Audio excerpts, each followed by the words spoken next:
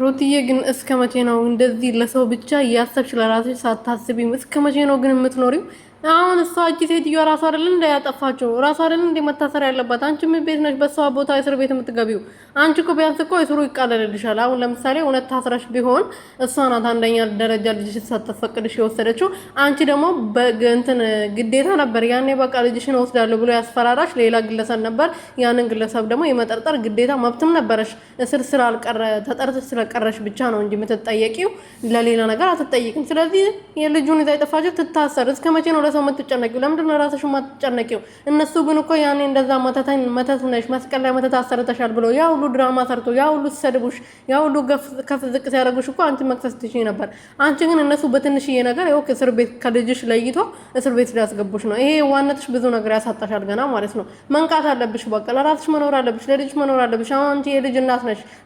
ለሌሎቹ መጨነቅ የለብሽም። ለራስሽና ለልጅሽ ብቻ ነው መጨነቅ ያለብሽ።